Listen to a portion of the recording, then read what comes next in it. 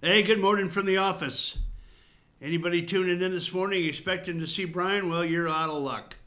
We got Bruce and Rick here. I almost said Bruce and Barb. I'm She's so not used here. to. I'm so used to. It's just like one name, Bruce and Barb. Yeah. I'm sorry. This is Bruce and I'm Rick, RFG and BAC. We're here this morning taking over for BKP, who's in PA. You got enough of those? You got enough? Alphabet soup on Alphabet the brain. soup. Oh, Enough acronyms. Anyway, we're glad to be here this morning, taking over for Brian. Today is election day somewhere. I know there's big elections in Kentucky, Mississippi, Massachusetts. We've got, Louisiana. yeah, is there a big one in Louisiana? Yeah, yeah. We've got a commissioner's race here in LJ, I believe, in Gilmer County, to take over for the retiring, and I can't remember the guy's name, Dallas somebody. But anyway, nothing up in Fannin. Well, no, I shouldn't say that. There are a couple races in McKaysville. I think all of the city commissioners are up for re-election, and I don't know who's running there. If Brian were here, he could probably rattle them off. But anyway, we're glad to be here in the office this morning. North Georgia's only live online broadcast. It is 8:02 in LJ. Bruce, you've been traveling. Oui. I've been to France. Bonjour. Don't start that on me, okay? Mesdames and messieurs. Had a good trip? Yeah, it was very nice. We had a great time. We were in southern France. We were in Nice, and then we took a float trip on the Rhone. So we went from Avignon up to Lyon. Avignon. Yep. So we had some great Leon, food. my brother-in-law, wine. lived there. He did? Yeah. Oh, okay. Yeah. It's a nice city. It is. There's sort of a debate going on between Lyon and Marseille, who's bigger. But Lyon is a very nice city. I'd been through there before and really hadn't spent much time there, but it's very nice. I'd go back, to spend some more time there. It's nice. You see the yellow vests? Did not see any gilets jaunes. No, did not see No yellow vests. protests? Actually, we did get impacted on one of our tours. The farmers were protesting something, so they drove their tractors and slowed things down. But we never saw them. We just got impacted by the traffic. But other than that, it was pretty good weather. We had a little rain a couple days, and it turned out very nice. So it was nice and nice. What was the mood over there regarding the U.S. impeachment, Trump? Did you notice any? Well, didn't really get too much feedback from any of the locals. I mean, there were a few sort of like, ho jokes about Trump and this and that. But, most of the people get their news from CNN, if they're watching English news in Europe. And, of course, that's, slanted one way. Is the international stuff slanted as much as it is here in the States? Oh yeah. They take the clips from the various CNN people, and they typically run them as the headline breaking news sort of stuff. And what's So the you'll see Ali Valeschi and Anna Cabrera and some of the big name people. what's the Fox affiliate over there? Sky News. Sky Yeah. News. Didn't see much Sky News. I mean, actually, we didn't really watch much TV. I mean, we were moving and grooving, so we didn't really catch that much TV. It tends to be a little bit more fair and balanced sometimes. It's interesting to listen to is the BBC. Yeah, the Beeb. Yeah, they sometimes come across very very much in the middle. Yeah. Balanced, as you say. Right. And of course, they're all hubbubbed about Brexit. And is it going to happen? Is Boris Johnson going to stay on as prime minister? Is the Labour Party going to come in? So there's a lot of turmoil, and they have to decide, I think, by the end of November, if They gave him the extension, I thought, till the end of the year. they might have. I don't know. It was October 31st. That's right. Yeah, it was the end of October. Okay, you're right. You're Yeah, right. end of October, and I think they gave him an extension, or the EU gave them an extension till Thank you, EU. till the end of the year. Yeah. Well, So we'll see. I mean, that's definitely a hot issue. So it got cool while you were gone. yeah, here it did. We had some rain, had quite a bit of rain. after being so dry for such a long period of time. Then you And dip then- below freezing for Let me a tell couple you, of nights. yeah, exactly. You and I spoke on the phone. Yeah, I think you were down in Florida at the time. I'm such a radical change in temperature in literally one afternoon. Mm-hmm. I mean, it was balmy in the morning, and then all of a sudden it dropped 40 degrees, and that was Halloween. Ooh. Yeah, let me tell you. Well, as bad as it was here, they had snow in Chicago because I was with my brother-in-law Greg, who's on the other side of the glass, and yeah, they had 2 to 4 inches. Really? Yeah, Huh. on Halloween. So the kiddies were going out, traipsing through the slush. Made it for a short night. Tripping to the slush. Well, that's just another reason, Greg, why you need to move from that state. I know. But you're getting a lot of pushback, though. A lot of pushback from the wifey. Oh yeah. Well, there's the grandkids and the kids, but yeah, I mean Illinois, and now Illinois just settled an 11-day strike by the teachers in the city of Chicago. And supposedly the terms of this deal are very, very generous to the union, because obviously the lawyer was under a lot of the mayor was under a lot of pressure to settle this thing. So it went on 11 days. Onerous. Yeah. I mean, they're going to get 16% over 5 years. Which when you average out over 5 years, not that bad. But their medical Class sizes were you were reduced. The medical or capped. The medical payments they have to make are frozen, and so they gave an example of the average retirement of a Chicago public school teacher. The average is like $52,000 a year when they retire. really. Yeah, but there's so many who are 5 to 10 years. If you look at a 30-year employee, they say their average retirement pay is $72,000, and that the old rates. That's before this increase.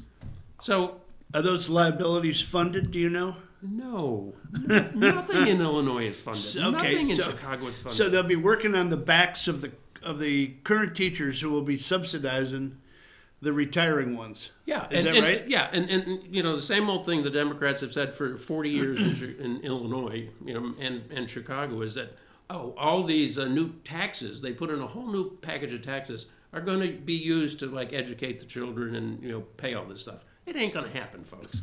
It ain't going to happen. And they just raised the gas tax 19 cents a gallon.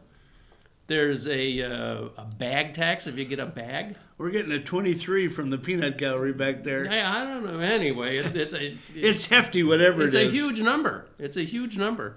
Yeah. There's something on auto registrations and car sales that are jumped up.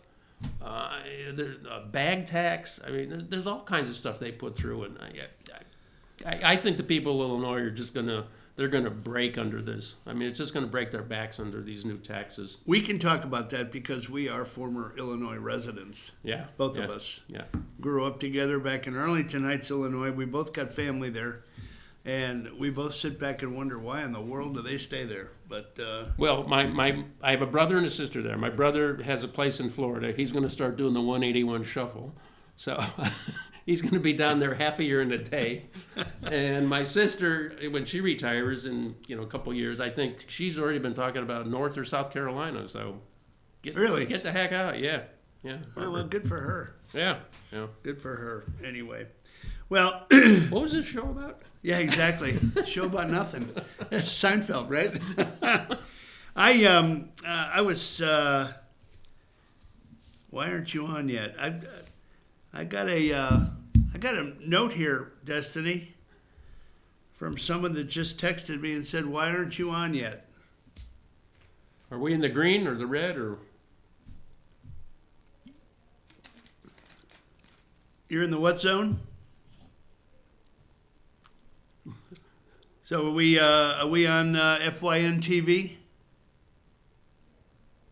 Okay, all righty. Well, hopefully Whoever Ro- texted you, we're on hopefully FYN Ross TV. will get it.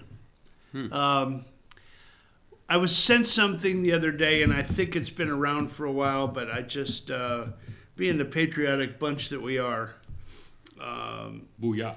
yeah. This was just 3 years before a certain new president announced that he would fundamentally,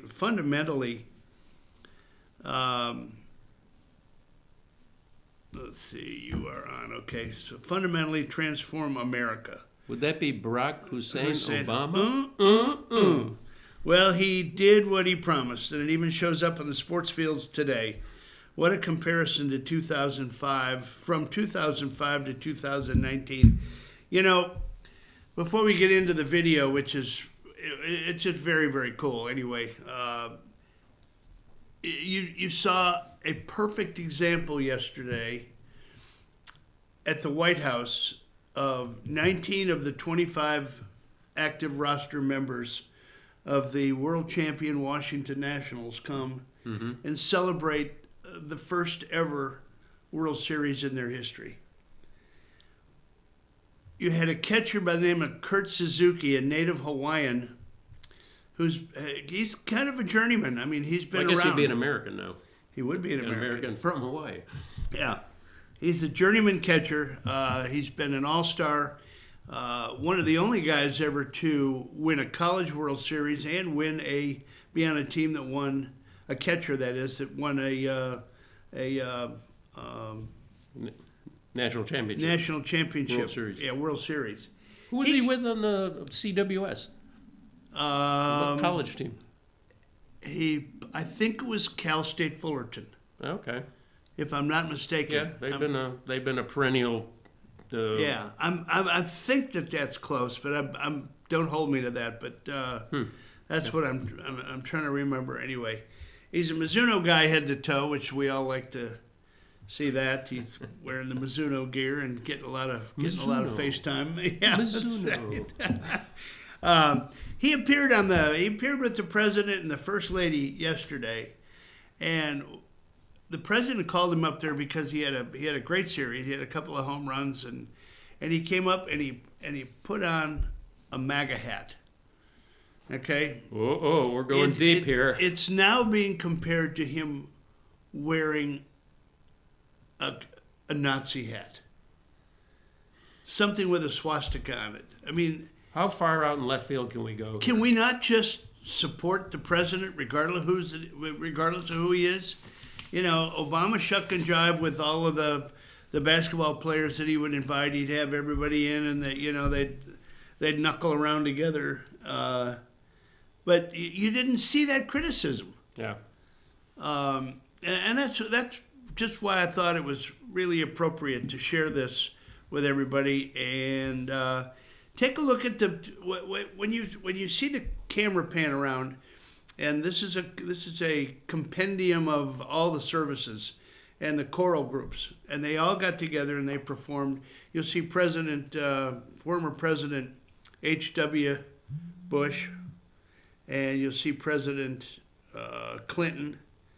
I think he was president. The ex-presidents were in attendance. They were in attendance on the field. Okay. The players there wasn't anybody kneeling.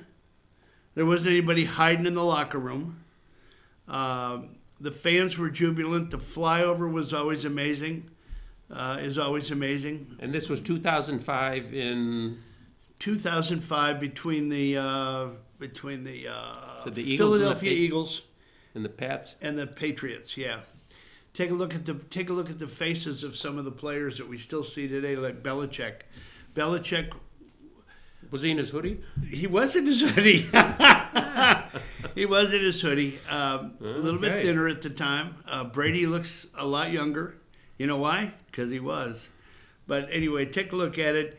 Would you play that video for us, Destiny? And we'll be back 2 minutes after that video. But stand at attention while you do this. Here we go.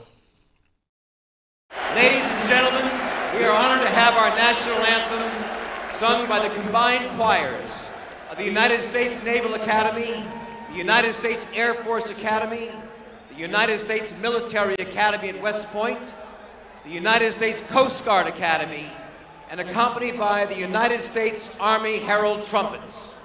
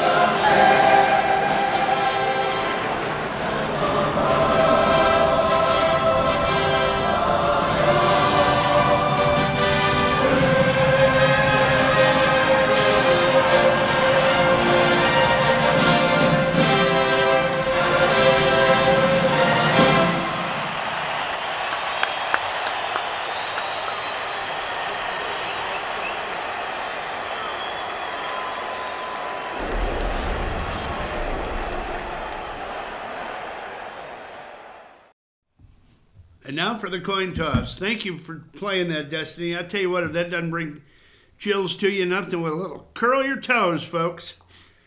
That's the way it was in 2005. Did you see the players? They were all mouthing the words of the songs. You don't see that anymore. Where the heck have we come to? I don't know. And if you look at the young people that were in that choral group, I mean, it was a cross section of the U.S. It was men, women, white, black. It looked like there were some Asians, and who knows, maybe a Native American or two in there. But it was just a beautiful expression of what this country's about, and reflects the diversity that we have here.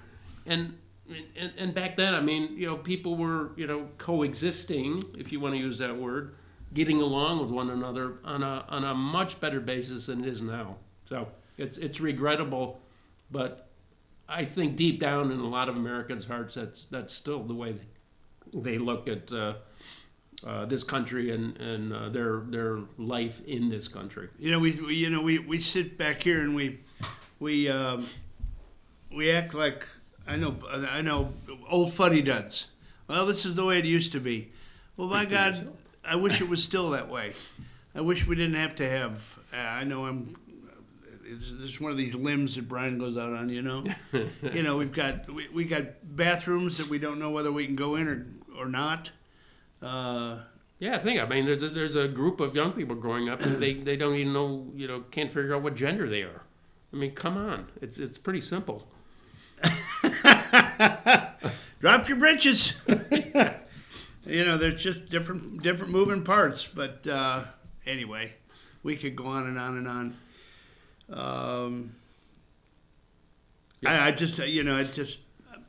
I watched that thing 2 or 3 times yesterday, and you see faces in there. Andy Reid. Yeah, young Andy Reid. Young Andy Reid, coach of the Philadelphia Eagles. He's now, walking the sidelines of the Kansas City Chiefs, right? Right. Doing well. They had a big win on. I think they had a big win on Sunday without Mahomes, who's had a dislocated kneecap, but he should be back fairly soon. Anyway. You think about that. You dislocate your kneecap, and like weeks later you're playing. I mean, I know he had surgery the next day, and then they said, well, the chance of him coming back within 21 days, you have 50% chance of re-injuring the knee, but if you wait 22 days. It goes good to go. Yeah, you're good to go. Well, it's like Drew Brees with his thumb. I mean, he's already back. I think a week earlier than anticipated, and had a good game. So it's amazing. I mean, he's an older guy than Mahomes, much older. So it's amazing what the medical technology in this country can do. We had a get together last night, and then when I got home, watched a little news trying to get some talking points for the show this morning, and John Solomon was on Laura Ingram's show last night, and apparently, and we'll cover this a little bit after the break, but apparently he used the Freedom of Information Act in the summer, and apparently he was helped by the Southeastern Legal Foundation, who uncovered as they say, a treasure trove. A treasure trove. I hate that. Why did I even say that?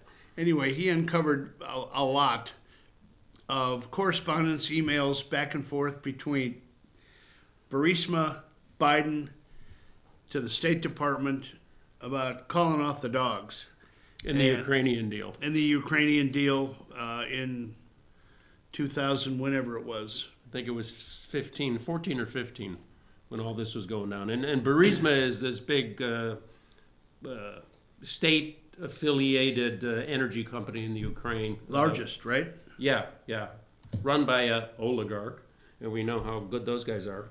Hunter Biden was appointed to the board, with like really no corporate board experience before, really not a whole lot of business experience. And he and a friend of his, Devin Archer, were both on the Burisma board. And coincidentally, soon after they were on the board, this meeting with the State Department person was initiated by a strategy group that was hired by Burisma to kind of smooth the waters or open a channel with the State Department in terms of all the corruption investigations for the Ukraine. I think the name of the law firm was it Blue Star, or was that the That wasn't a law firm. That was the sort of the consulting The firm. consulting firm, Blue Star, though, right? Yeah, Blue Star Strategies. Blue Star Strategies, yeah. Yeah. And they reached out to Novelli, who was the third in command at the State Department. Right. Catherine Novelli, I believe that's her first name. Yeah, she's a lifer, if you will, long-term government employee. Part of the deep state. We're going to State. cover the deep state yeah, a little bit later. we'll get at the deep state Yeah, later. I'm not going to deviate here because we'll get back to this real quickly. But later in the show, I really would like to dig down into the reaches of the deep state. I've done some research. I've got some factual information as good as it can be. But I was sent a text the other day by a friend of mine, and he said, "Is so and so deep state?" And we'll get into Who's on the that. deep state Just, team? Yeah. Where do you sign up for a deep state job? Anyway, but getting back to the Burisma thing, the whole thing just stinks. And Biden's son has even come out and said, "Well, I don't know that I did anything wrong, but it probably didn't look good." Do you think? What was he getting? I don't know how much a month. Well, yeah, it's a minimum of 50, and I've heard as high as 86,000 a month. Right. So I mean, beaucoup money for this guy who really doesn't have any experience and energy, and I don't think he had any corporate board memberships up until this point with any other businesses or things like that. So, wham, out of the air, hey, would you like to join our board for 60,000 or 50,000 or 80,000 a month? A month? And then he's interviewed by one of the mainstream media, and the toughest question they could ask was, "Well, do you think you'd be there if your name wasn't Biden?" Probably not. Hello. Yeah, that's real hard-hitting journalism there, folks. Toughest question they could ask. I think you're going to Amazing. see, and John Solomon really does he's from the Hill, right? Yeah. Mm-hmm. He does an amazing job. Him and Sarah Carter. Sarah Carter, yeah. Greg Jarrett. Mm-hmm. I mean, that group, and I'm probably missing somebody, but that group really knocks it out of the park. Yeah. And again, I mean, they're Fox News contributors. Greg Jarrett, I think, is a Fox News employee, isn't he? Or is he a contributor now? I don't know. I know he's a very accomplished attorney. Mm-hmm. And he's, if it wasn't for that group, I don't think any of this would be in the forefront. Yeah, and of course, they only get airtime. Bongino's another one. They only get airtime on Fox News channel, though. Yeah. I mean, they never get on any of the other channels Right. that I'm aware of. You see that Peter Schweitzer, came out with a couple of really Clinton cash, and then he just came out with another one that I know Brian has read, and I'm going to try to borrow the book if he ever remembers to give it to me. To read that, but that group, that core group of people, that that are. I mean, you can turn on any show at night and usually catch one of them. Yeah. Or they'd be playing a clip from another show. Right, and they're all relevant, but But I mean, it's been so long. They've been working on this almost since since the day he took office. Well, even before. Yeah. Even before. Because they were into the the Clinton email investigations and all that. And regrettably, I mean, they're still working their way through the labyrinth. I mean, while I was away, did the Inspector General's report come out? No, So it's still going through the redaction process okay. with the departments, and I didn't realize the labyrinth, if you will, that they've got to go through. When once that report gets done, they take that report and then it goes to the FBI. They look at it. They do their redactions. Then it goes to all of the different intelligence agencies. So by the time we the public finally see it, it'll be heavily redacted or partially redacted or somewhat redacted. Yeah. I mean, you don't know. Yeah. Hate to get those things with It all literally black lines is. through It them. literally has become a race. I think a race between the impeachment crowd and get the reports out crowd. Yeah, it's like everyone's struggling for airtime, and who's going to have the bigger airtime. And of course, we know on the Ministry of Propaganda side, I mean, it's all going to be impeachment. Right. And they've released some of the stuff from there's some of the transcripts of the first people who've testified before Schiff's committee. And they had this former ambassador to Ukraine, the lady, Voivinovich or something. Ivanovich? Yeah, Ivanovich. Yeah. And she went through all this and that, and she said this, and she said, well, at the end, they just didn't seem to like me, or they didn't like where I was going. And she was totally shocked. And anyone who's worked in corporate America, hey, that happens. It's very political. At a certain point, you're on the wrong side of a new guy or a group of people, and you're just not part of the team, you're out. The media is acting like the president doesn't have the authority at any point in time, whenever he wants to, for any reason, yank one of those ambassadors and replace him. Exactly. I mean, that's the same with what Vindman said. Vindman, he went before. That guy's a crook. Well, and he's going, I didn't like the way the foreign policy of the U.S. was being implemented or handled. Well, guess what, Mr. Vindman? You don't get to make that call. Check his background if you don't think that guy has got some partisan blood running through his veins. Yeah, but of course, in the mainstream media, he's a hero. He's in a long line of heroes that have been trotted out on the world stage for 3 years. Yeah, no one has taken away anything from his service. No. But there's a reason that he sported all those medals, and that he paraded his butt all around town that day. And there was somebody who called in one of the talk shows and said, that's a violation of some Army code or something like that. Well, I mean, he went against to wear your Commander-in-Chief. Yeah. So anyway, it's a show, folks. It's a show. It's a show. Anyway, well, we're 25% into this broadcast, and I think it's probably time that we pay a little homage to the folks that make this possible. So I'm going to ask Destiny, who's doing a magnificent job. I know that. I don't know how much she hears this for Brian, but those of us who watch the show out there, I mean, the stuff that you're doing a long distance to Pennsylvania, I mean, it truly is seamless, and you are doing a great job, and we appreciate it. So why don't we take a break here? We'll regroup, and when we come back, we'll talk about, we'll kick it off with a little Halloween fun. Let you know what happened Halloween here in Blue Ridge. Oh, we'll get into the deep state. We'll talk about a new book that's coming out called A Warning. We'll get into that a little bit and talk about some whistleblower. We got a lot to talk about, don't we? Yeah. There's always a bunch going on. Yeah. So anyway, Destiny, take us to break, and we'll see you on the other side.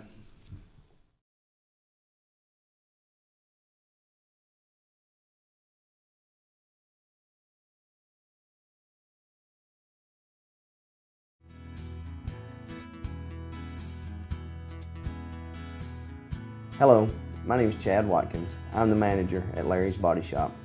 We are a family-owned and operated business and have been serving the North Georgia area since 1978. We are located at 1216 Progress Road in Ellijay, Georgia. Our shop specializes in collision repair, and we work with all major insurance companies.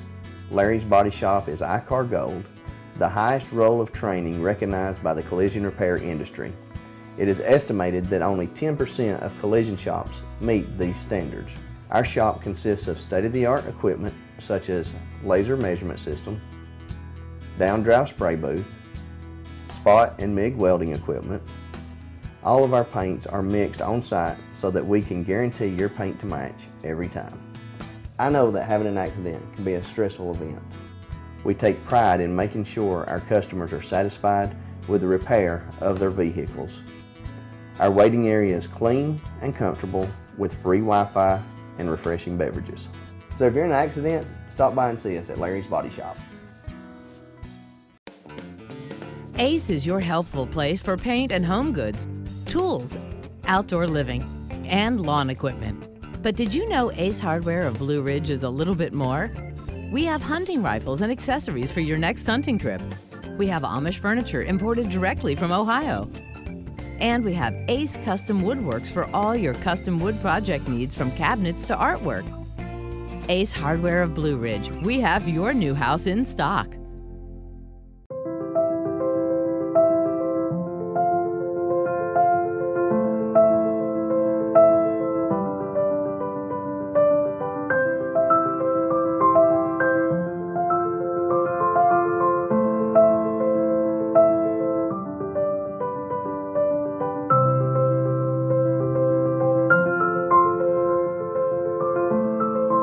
North Georgia Diamond is your source for diamonds in North Georgia.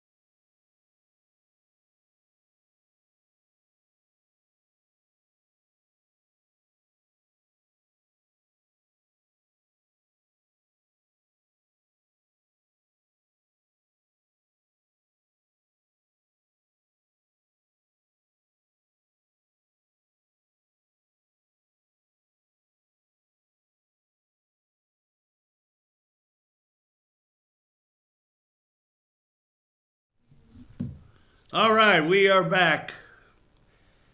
Glad to be back. Happy to be back. Glad to be here in the office, substituting for Brian this morning. He's attempting to send us a couple of pictures. He, as most of you know, he is out in Pennsylvania, and he makes a really strong point of telling everybody on the show that he doesn't ever endorse any candidates. Never. Not until today, folks, because he's out there campaigning. Breaking news. Campaigning on behalf of his brother Jerry. So Lee, his sister, Jerry, and Brian are out campaigning in Pennsylvania. Jerry is running for Lehigh Township Supervisor. So we wish him all the best. So Brian's endorsed him. Brian has in fact endorsed him, and he's out campaigning on his behalf. Folks. First time. So that is one political animal In the Keystone State. in the Keystone State. Yeah, they say that Trump cannot win the election without Pennsylvania, and I truly believe it. Lee, his sister's in a very influential area. She's head of the Republican Party there. Doug Collins, our own representative from the state of Georgia, 9th District. 9th District, went and spoke at the dinner, a Republican dinner that they have every year, chairman's dinner, and apparently he just absolutely knocked it out of the park. So, Why doesn't Brian get Doug Collins to come and speak at our dinner?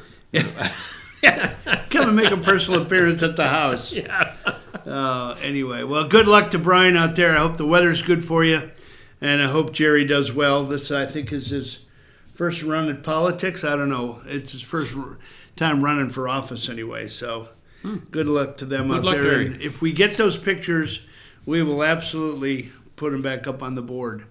What do you think it is? Brian at the end of a train, waving to their. Yeah, that's right. On the caboose, doing the parade wave with the flags all on there. Yeah, bunting. Yeah, Gotta have bunting. yeah. Anyway, for some reason I picture him with a Calvin Coolidge hat on the back of a train doing a whistle stop tour. Anyway. Hello to all of our friends out there. I'm looking at your text messages. We appreciate it. I know my buddy in Atlanta's got us up on the big screen there, so we appreciate it. We hope we don't say anything to embarrass ourselves or any of our friends out there, but we appreciate you guys watching. So, Halloween. Yes. Halloween. You had a much more interactive Halloween than we did. We were in a resort in Orlando with my brother-in-law and sister-in-law, and it was kind of quiet. We saw a little bit of people dressed up in the restaurants and out and about, but and basically at the concierge desk there was just this huge bowl of candy. So that was it. Was it good stuff? Yeah, it was the Snickers, Milky Way. Oh yeah, that is the good stuff. Yeah, it was good stuff. That's the good stuff. But you had a different story. I was visiting. I had some business in Memphis. As many of you know, some of you know, I've been in the ice rink business, and we have ice rinks around the country that we help people set up and service. And every year I go to Memphis and visit the Memphis Zoo, where they have one of the ice rinks, and they always put us up at the original. One of the first Holiday Inns ever in the country. That used to be the home of Holiday Inn. Holiday Inn, not Howard Johnson. Holiday Inn. Okay. Kemmons Wilson, the founder of Holiday Inn. There's a tribute floor in there with all the memorabilia. It's really cool. Anyway, we stay at this Holiday Inn, and my colleague and I, we go up to the third floor, and there is this huge spread getting ready for a CPAC meeting. Oh, okay. Political Action Committee meeting for the state of Tennessee. Yeah. And they went through every district line by line with the candidates and everything like that. Who's running, who's not, who's doing well, who's not. They had all kinds of swag that you could buy. All right. And what was really interesting, what really caught my eye was the crowd mix. There were a lot of black Republicans there. Maybe some black independents even. Black independents that had turned out to come to this meeting. Or walk away Dems. And you think about middle America. Mm-hmm. I mean, that's typical middle America. And the mainstream media would lead you to believe that Biden is going to just capture every black vote out there, and Trump has done nothing for the black community. Well, I just am not buying that. Yeah. Lowest unemployment in the black community ever. Median income up. I mean, these are wages up. Wages, yeah. These labor participation rate. These are things that are measurables. Yeah, they're all in the green. So what do you want, folks? And so I guess it shouldn't surprise me that he had that kind of a following at a meeting there, and everybody was wearing Trump and MAGA hats and everything like that. So I decided that my wife needed a new hoodie. So I got this hoodie for her. And the Bill Belichick vein. And we decided that we were going to go downtown and support the community.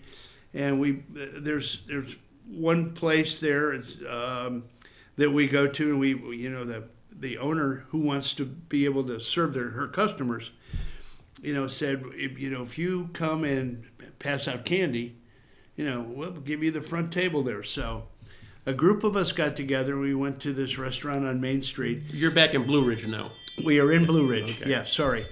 And Cindy decides that it's gotten chilly, so she got her hoodie and her MAGA hat, and she was handing out candy. I tell you what, she was the hit. She was the belle of the ball. She, everybody was coming up to her with thumbs up, and I took a picture of a young man that was out trick or treating that I thought would be fun to see. And is Destiny back there or Sam? Are you able to find that picture there? There it is. Oh boy. Yeah, there is a two Trumpers, if you'll ever see one. There's one dressed up as Donald J. Trump, and my wife with her new hoodie on. Make America, what's it say? Make America great again. Great again. Yeah. I mean, to a person, everybody would come up and they'd say, "I love your outfit. Go Trump." Not one there was one guy that said he was a never Trumper, but he was very polite. Came up to Cindy and said, "I've got two friends that are pro-Trump, and we have our differences, but we coexist. Unlike some of the other stuff that you see on the air." But anyway, that was our picture from Halloween. I cannot even tell you the amount of people that came downtown and the elaborate costumes. And again, for some of the Right. viewers and listeners, I mean, Blue Ridge is 1,200 people. The city of Blue The Ridge, city yeah. of Blue Ridge. That's the amount of residents there. But, Yeah, I mean, the county's what, 22,000? Yeah. So a lot of people live outside the city limits, but I mean, it's a very become a very attractive tourist destination, and so there were probably how many people in town? Oh my God! I mean, Pick a number. Well, yeah, pick a number. I'd probably be light if I said that there were 5,000. We went through a massive box of candy in 2 hours, and they were rationing it out. It wasn't just fill your bag. Mm-hmm.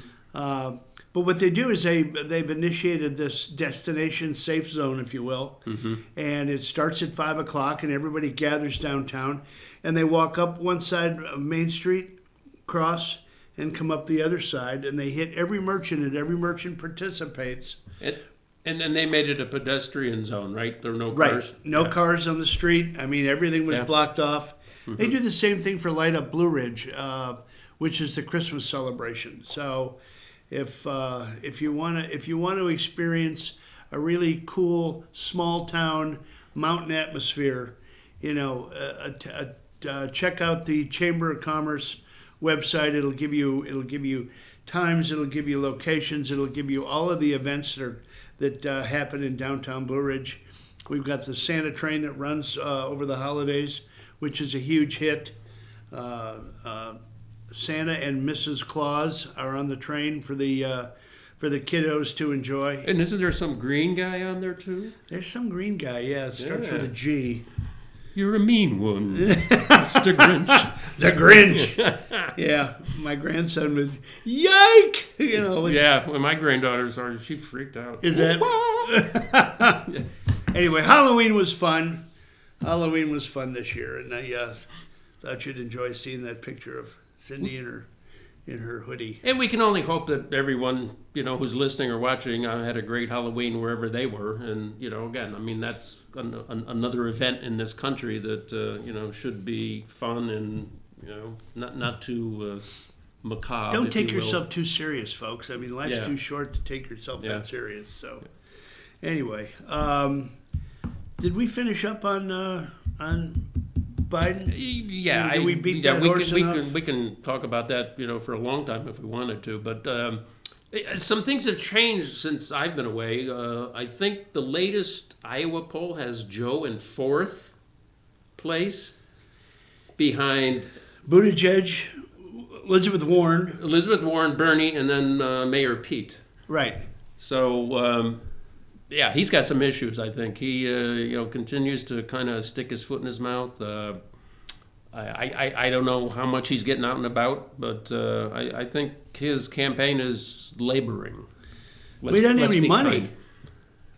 Well, I mean, I'm sure he's getting DNC money. You know, the national thing. Party is probably giving him money, but yeah, I mean, people are starting to place their bets. I mean, Robert Francis Beto O'Rourke is gone. Toast. And they say Kamala Harris's campaign is in money problems. Cory Booker's already been there.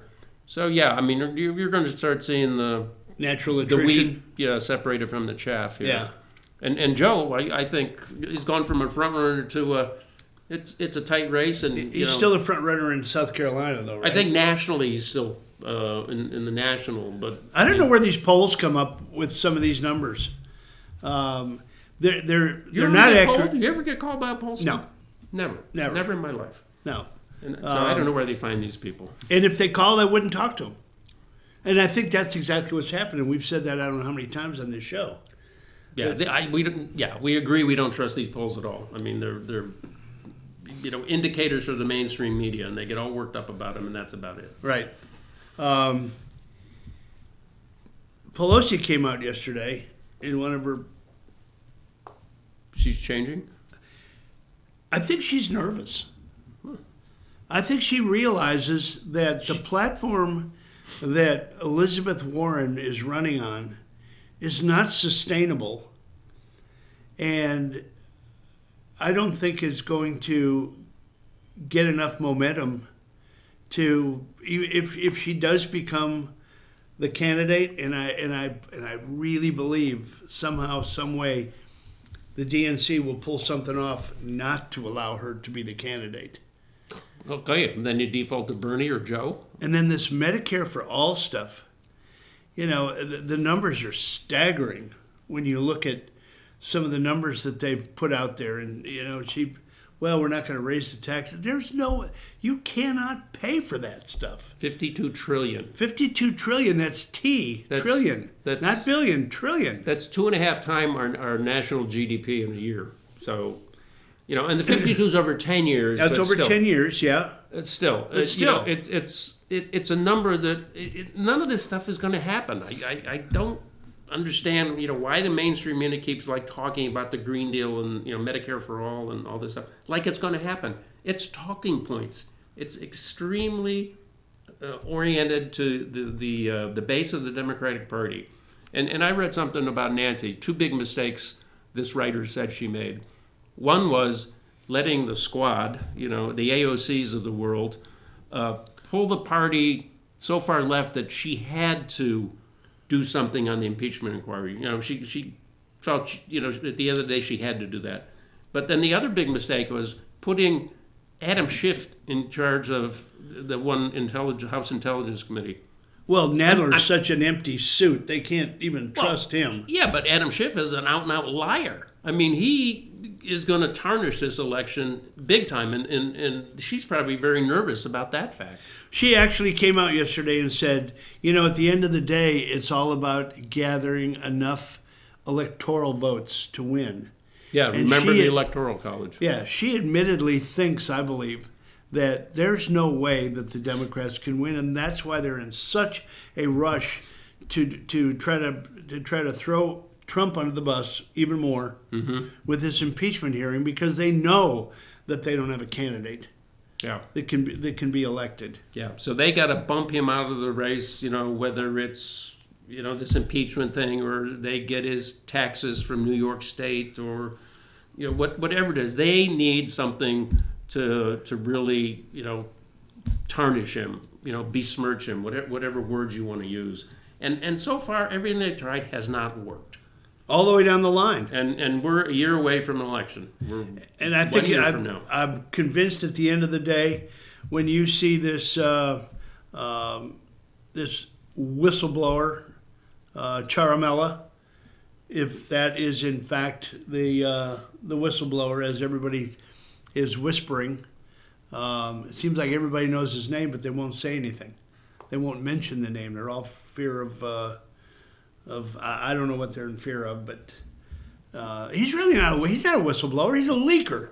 He's, yeah, a leaking liar. He's a leaking liar. And I'll tell you what, if you go back and look at some of the notes and some of the things that this guy's been included in, including Vindman. I mean, Vindman's got a twin brother. One of them's a lawyer. One's a security analyst specialist. Mm-hmm. Yeah, the one of those lawyers, a JAG. He's a judge advocate general. Right. Yeah. So I mean, these guys, that is what one could call a prototypical deep state person. And I really want to dig down into that in the second hour and get into the deep state stuff and, kind of talk about the origins and things like that. It'll be kind of fun, but... I will sit back and be educated. No. You got to... Don't... I have a few things to add, but Yeah, again, good. I've been out of the loop for 3 weeks, so... That's not an excuse. That's not an excuse. The impeachment thing, I think, is... I just think it's going to backfire. It's a shot in the dark. It's like, a needle in the haystack. I mean, they're hoping against hope that they're going to have something that's going to stick. I mean, and everyone who's talked that has been leaked about these testimonies. I mean, as Trump said, read the transcript. I mean, there's nothing there to talk about. There's no there. Yeah. So all this is just sort of innuendo, smear, slander. It's terrible. If you read some of the stuff that's on these Twitter feeds, there's rumor flying around out there, and I can't keep these committees straight. One's the Intelligence Committee, and one is the one that Jordan is sitting on is Nadler's committee. Okay? Mm-hmm. There is talk that they are going to remove Jordan from that committee and place him on Adam Schiff's committee to basically be an absolute ankle biter. So thorn in his side. Yeah. So they can do that? The Republicans can Sure. do that, or do they have to have Democratic blessing? No. That's It's one-sided. Okay. right. Hey. Yeah, I think that's all. That's all. Yeah, it's about time the Republicans start playing a little bit more hardball. They really, I think, need to match some of the, and not get nasty and not get illegal, but do things that are within their purview, legal, and just put people in there who are, as you said, bulldogs. Yeah. They're gonna, latch on and not let go. Yeah. And Jordan's that kind of guy. Right. So anyway, we beat that up pretty good. When we come back, after we take a break here, when we come back, I kind of wanted to take some time and really dig down into the origins and really what a deep state, whether it's all made up, whether it's something of a conspiracy theory. A lot of people think that there is no deep state. Everything is just rocking and rolling fine. Or a figment of your imagination. Yeah, a figment. Could it be anyway. a figment? Right. Well, we'll get into that after the break, but let's take a pause for the cause. And the people that you see on these commercials are local merchants. They are fine people. They're out there every day trying to earn a living. Let's please, if you see any of these commercials that come up, when you see any of these, if you have the ability to support them, please do, because they are what makes this station such a success covering these 12 counties. So let's take us to break, Sam, and we'll see you after the top of the hour.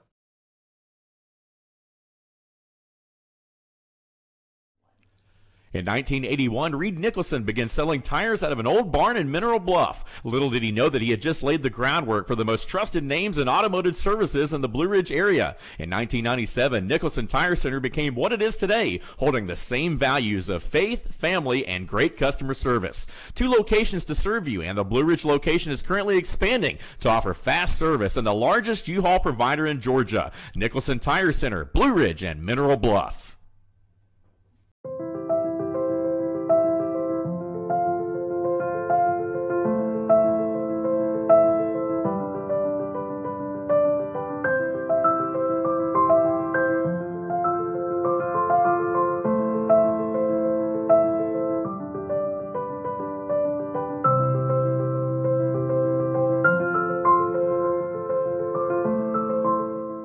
Georgia Diamond is your source for diamonds in North Georgia. I'm Jeff Riblett, President of Asset Protection Group. As a certified financial planner and with 20 years experience, I've helped thousands of families and business owners create a tremendous amount of wealth. Fortunately, most of that wealth has been protected. Don't allow an unforeseen life event, such as a nursing home stay or the next market meltdown, destroy your family's wealth. Be smart. Call me. Let's determine how best to protect your assets and preserve your wealth.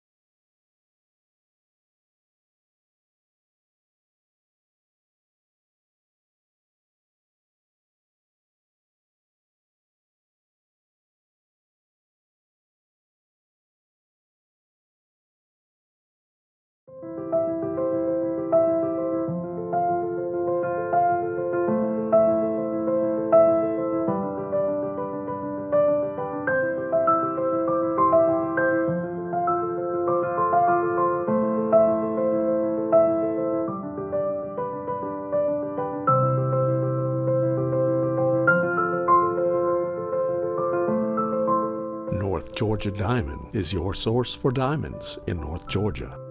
I'm Jeff Riblett, President of Asset Protection Group. As a certified financial planner and with 20 years experience, I've helped thousands of families and business owners create a tremendous amount of wealth. Fortunately, most of that wealth has been protected. Don't allow an unforeseen life event, such as a nursing home stay or the next market meltdown, destroy your family's wealth. Be smart. Call me. Let's determine how best to protect your assets and preserve your wealth.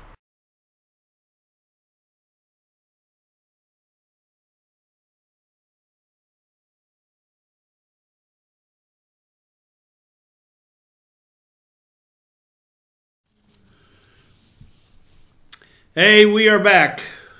In the 9 o'clock hour, BKP is traveling. He's out campaigning with his sister for his brother Jerry, who's running for the Lehigh Valley, Lehigh Valley Township something or other. Township Councilman? Supervisor. Supervisor. What does he supervise? I don't know. Hey, Anyway. I just remembered at the Yeah. beginning of the show, we started going on and on. You never did all the connections, FYN TV and FY. Oh, yeah. How can they? Yeah, Sam, would you put up how they can get a hold of us if they would like to? There we go. We've got our Instagram, FYNTV, at Fetch Your News. We've got our Twitter account, at Fetch Your News, at FYNTV, and I think that's the YouTube channel, right? FYN TV, Fetch Your News. Fetch Your News, Yes, yeah, ma'am. the FYNTV. We got the thumbs up, so I guess we hit that one right. Yeah. We are. I just needed to circle back and do that little housekeeping. Yeah, good call. Good Okay. call. Thank you, Sam. We talked about a lot of stuff in the first hour. We talked about you got a big weekend coming up for sports, don't you? Yeah, it's a big game this weekend. Alabama, LSU. Indeed. That will be a burner, man. 1 and 2. Number 1 and 2. And are they in Death Valley or are they? No, they're at Alabama. It's going to be kind of tough. Are they in the? Are they in Tuscaloosa or are they in Birmingham? Don't they play both places? Yeah, but I think the one in Birmingham is when they play Auburn, right? Oh, that's right. Yeah, that's the Iron Bowl or something. Yeah, exactly. You're absolutely So correct. They're in Tuscaloosa. So they are in Tuscaloosa. Yeah. What I was shocked to see was that Alabama is a 6.5-point favorite, and they Yes. are the number two ranked team in the polls. LSU being 1, Ohio State being number 3, and I don't know. I don't know. With all. Clemson being number 4. Okay. Yeah. So the undefeateds, Yeah, if you will. yeah, all very, very good teams. Yeah, well, it's unusual. I mean, usually LSU is never on top of Alabama in terms of ranking, but they've had a great year so far, and this is for all the checkers. So should be an interesting but tight game. I hope it's tight, and we'll see. Yeah, may the best team win. That's a 3:30 kickoff, right? I think it's a late game. I think it's. We'll check on that. I know that we're going to the Marine Corps birthday ball at North Georgia Technical College on Saturday night, and I was thinking that we might have to duck out and see, but I think I looked at it, and that was the 3:30 game. Okay. Well, So lots of eyes I'm sure on that. I'm sure I'll get blasted here on the telephone if I'm wrong. So, but I think you're looking that up, aren't you? Yeah. Anyway, yeah, big game. Georgia had a big game last weekend with Florida. You're right. 3:30. 3:30 game on Saturday. Yep. For Georgia, for LSU and Alabama. Yep. Georgia had a big game against Florida last Saturday. They prevailed in that game, and I believe, based on the way the rest of the schedule works, and let me tell you, Auburn's no pushover. No, Auburn's got a good team this year. Auburn's no pushover for Georgia, so it's not like one of those two teams. One of those two teams, I believe, will be in the conference championship game. SEC East. Yeah. I Against probably whoever wins on Saturday. Mm-hmm. Down in Tuscaloosa. So anyway, not to cover sports, but sports will be covered adequately by Lauren on this FYN sports show. You wanted to go to Deep State, so it's a tough topic because it's like there's so many layers of what I would call deep state.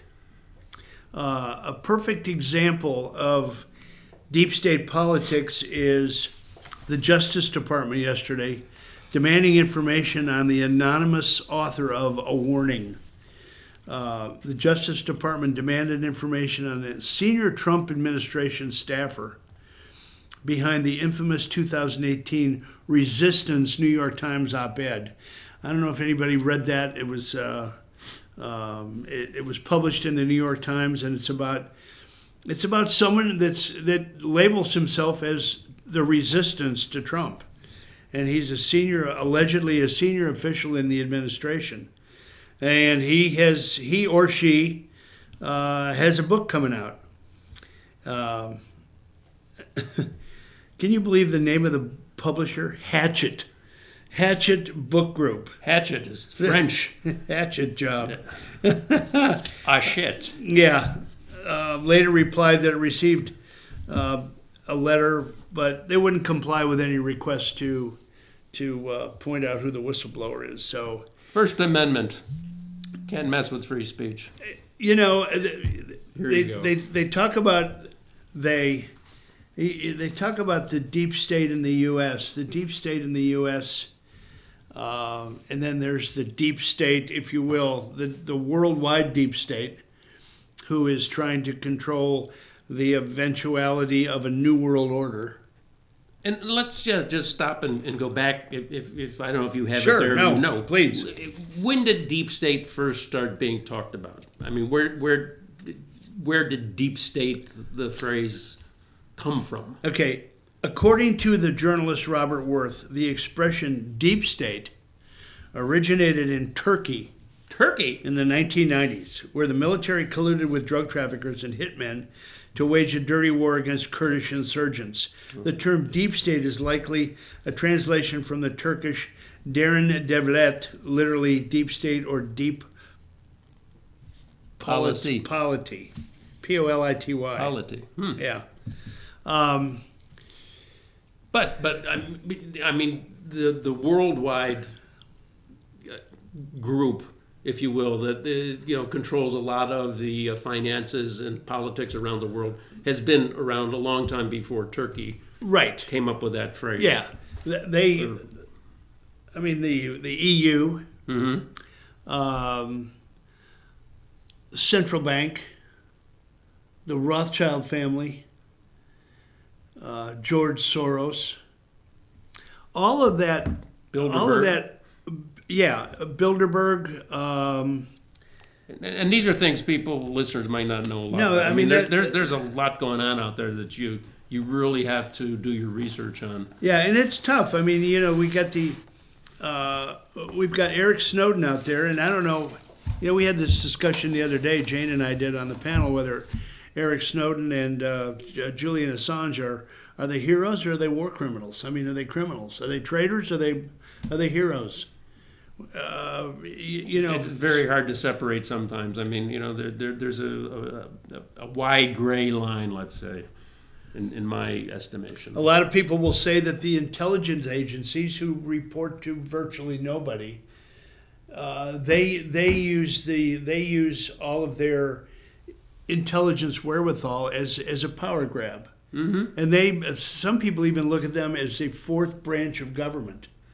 And that would be, FBI, NSA, CIA, NSC. Yeah. I mean, that is a very, very powerful group. And I think when these reports come out, you're going to see a lot of that stuff tarnished and damaged. And that's exactly what Trump was elected on, to drain the swamp. And the deep state is the swamp. You've got, as they say in certain parts of the South, it's hard to drain the swamp when you're up to your ass in alligators. And I think that's exactly what's happened with Trump. I mean, it is a daunting task to even get a few, shovels of muck out without getting, at cross purposes with other folks or being frustrated in your efforts. A lot of these people have had such a gravy train over the years. Yeah, I mean, and it's they expected. Don't want that. Yeah, I mean, they're the State Department people, that these whistleblowers, leakers, liars. I mean, they think they're doing their patriotic duty. Oh, and by the way, you're exactly right, and that's unlike that ambassador. It's like you don't have a job for life. I mean, stuff happens to people who are in these positions. There are lifelong bureaucrats, if you will, lifelong bureaucrats that are so thoroughly entrenched, and they last regardless of what the administration is doing. They're going to still be there, and they feel entitled. They feel entitled. That's exactly right. They feel like they're entitled, and they feel like that they're there to be the oversight committee. And if they don't like what's going on, by God, they're going to find a way to try to change it. And that really, in this country, I believe, is the underpinning, the underbelly of what people refer to as the deep state. Yeah, I agree. People of influence who can influence behind the scenes, who have power, who aren't subject to a vote. They're not voted in and out of office.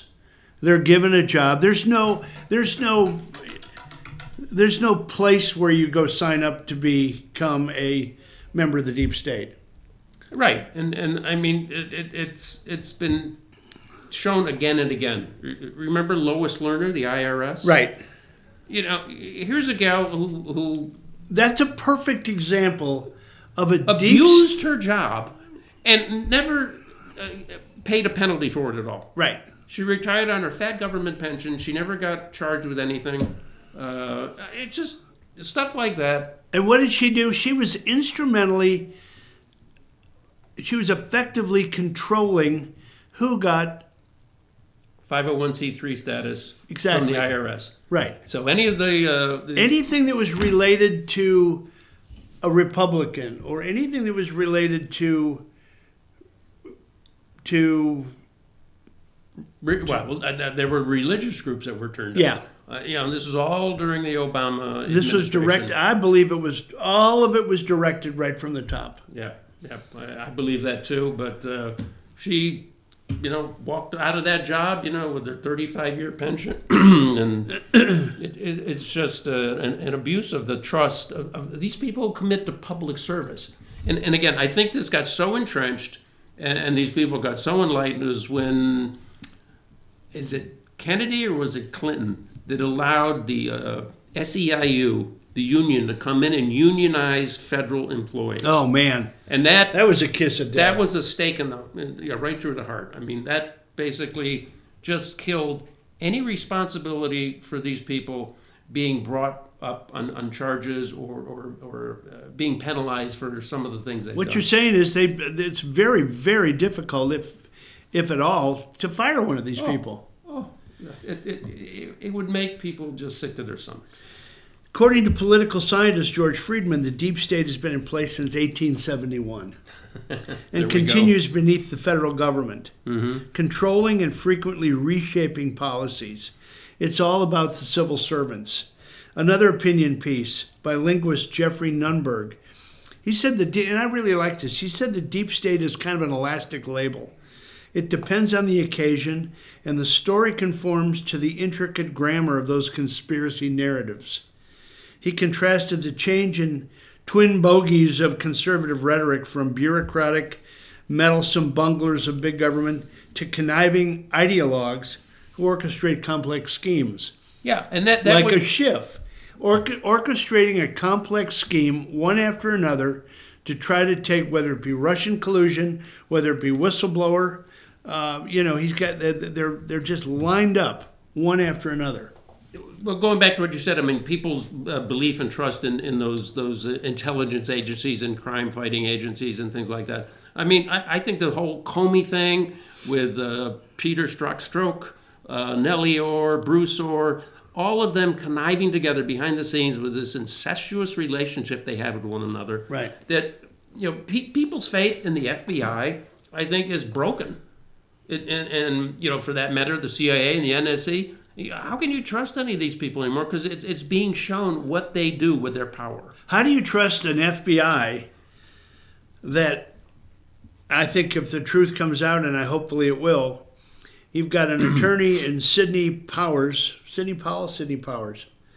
who's defending General Flynn, an American patriot. She's found evidence that the FBI went and changed the 302s. 302s is a narrative that they put together to describe everything that was in a confidential hearing. Mm-hmm. And it's memorialized after the fact. And apparently she has found that those 302s by Peter Strzok, it was changed. And then there you have it. I mean, these self-important pompous asses, who basically abuse the power of their office. And then, I mean, it's not just one of them. It's a group of them that work together. And then you have the media, the mainstream media, who believes in any means justify the ends. Right. And that's how these people operate. Any means justify the ends. Well, Who cares about the, There's moral and ethical values here that should not be abused, and they do it every day. Right. There's so many of these, and they're all, each one of them is good. Writing in a piece for the Moyers and Company website, John Light asserts that the term deep state has been used for decades abroad to describe any network of entrenched government officials. These are not elected people. These are entrenched government officials who function independently from elected politicians. That was what we were trying to say before. Mm-hmm. And work toward their own end, which is what you just said. But during the era of Trump, the term has been twisted to mean a sub rosa part of the liberal establishment, the crowd resistant to the reality TV stars' insurgent candidacy and eventual presidency all along. I mean, it's literally now it's taken on a whole new, this is what the elasticity of the whole deep state movement is. It moves around. It's not just one area that Yeah, and I mean, again, I mean, the FBI is tarnished for, if you got a knock on your door, late night and say, the FBI open up, and you go, wait a minute, why? Yeah. And I mean, that can be fatal, but, hopefully not. But we talked on other shows with Brian on the Friday shows about all the connections of people and the intermarriages and the this and that and the other thing. A friend of mine down in Florida sent this out recently, talking about the news and talking about some relationships. So you might be interested to know that ABC News executive producer Ian Cameron is married to Susan Rice, Obama's former national security advisor. ABC News executive producer. Yeah. CBS president David Rhodes is the brother of Ben Rhodes, Obama's deputy national security advisor. ABC News correspondent Claire Shipman is married to former Obama White House press secretary Jay Carney. ABC News and Univision reporter, working on the Spanish side of things, Matthew Jaffe is married to Katie Hogan, Obama's former deputy press secretary. Oh, God. ABC president Ben Sherwood is the brother of Obama's former special advisor Elizabeth Sherwood. CNN president Virginia Mosley is married to former Hillary Clinton's deputy secretary Tom Needs. And we talked about this before. That little group out in California, Gavin Newsom, is Nancy Pelosi's nephew. And there is also then a connection between the Pelosi family and the Brown family, Jerry Brown. Jerry Brown, so former governor. You have these cabals of politically intertwined and connected people with the news media, basically making them a ministry of propaganda, which is what I like to call them. So this whole fake news thing that's too mild. They're the ministry of propaganda, and they work with all these entrenched government employees to affect change or subterfuge to try and impeach the president, like they're doing for almost 3 years now. And it's just an abomination. The deep state it's also been associated with the military-industrial complex. Mm-hmm. This is the war machine, the warmongers that want to keep turmoil in the world because of the profit that's attached to it. Regardless of whether they're rebuilding a nation that's been devastated by war or supplying the munitions to the countries that are participating in the war, they're making money. Yeah. So, there's that whole side of the deep state that keeps things in turmoil, keeps overthrowing when they feel the need. Yeah. Nothing is transparent. Everything is... And in many ways, that's very regrettable because we want to have a great defense. We want to be able to be offensive in our protection of assets and people abroad if we need to be. But again, I mean, weapons of war need to be tested. They needed to be used and really used in real life situations to know if there's the capability for them to perform all the time. So that gets really difficult in that sense because we do have the world's greatest military now. Even though it seems the Russians and the Chinese are making some advances with new things that, when they hit the media, you don't know if the armed forces of the U.S. really know about these things beforehand. But, they hit the media and they go, oh, China's got a hypersonic rocket that's going to get here in like 30 minutes or 15 minutes. Able to hit any place in the country. Yeah. So the armed forces know about this and they're just not telling us, because sometimes keeping news like that from the public is a good thing, a better thing maybe, in terms of creating anxiety. But on the other hand, do we have any effective countermeasures? And you just don't know this. So it's a two-edged sword. And of course, there are the polls that come out. According to a poll of Americans in 2017 of April, 48% thought there was a deep state, defined as military intelligence and government officials who are trying to secretly manipulate the government, while about a third, 35%, of all participants thought it was a conspiracy theory. And the other 17% had no opinion. Of those who believe a deep state exists, more than half, 58%, said it's a major problem. And it is a major problem. How big was the poll group? What was the breakdown of their Right. political affiliation? And was it cross-checked? What's the structure of the questions? You know, all the things that come up with polls. I mean, you really have to ask yourself how well executed they are. Right.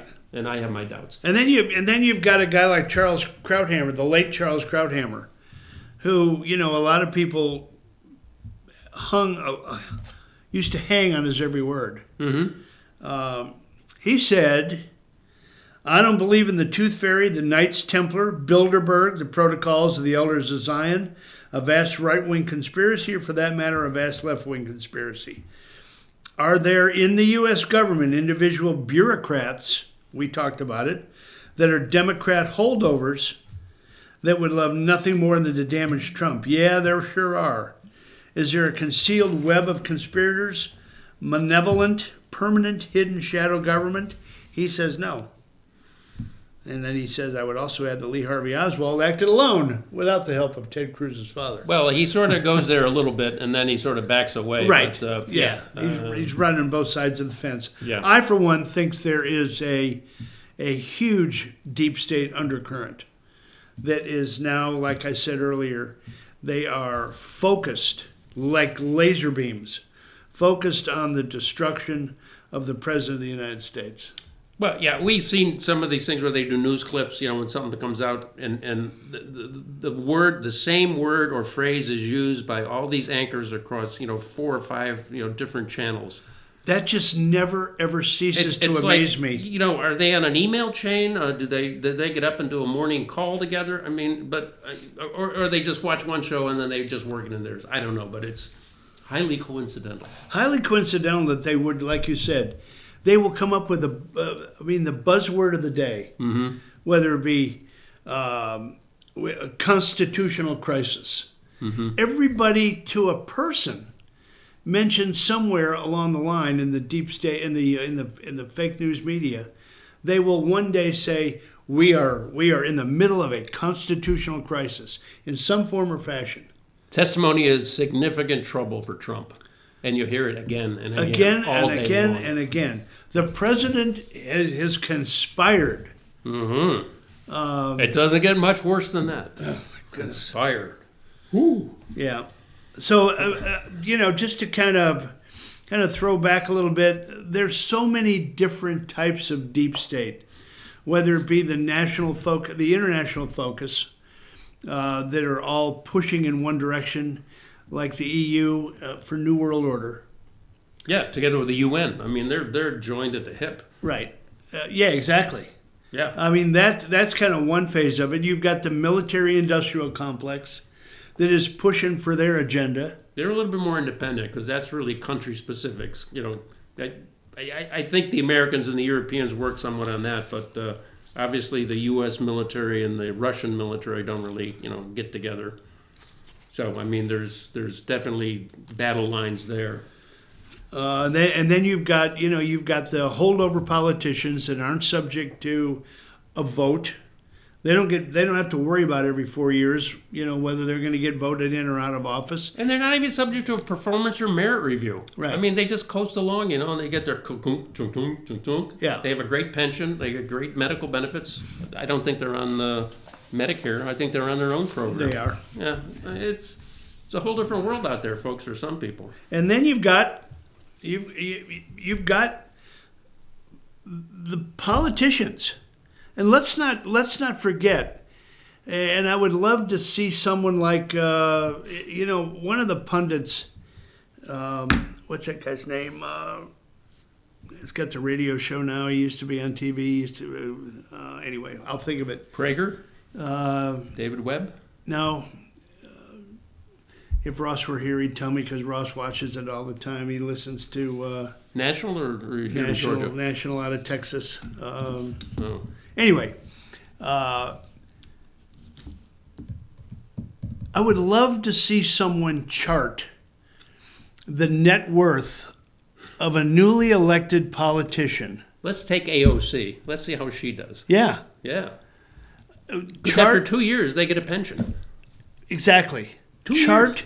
years. You got a guy like Richard Blumenthal,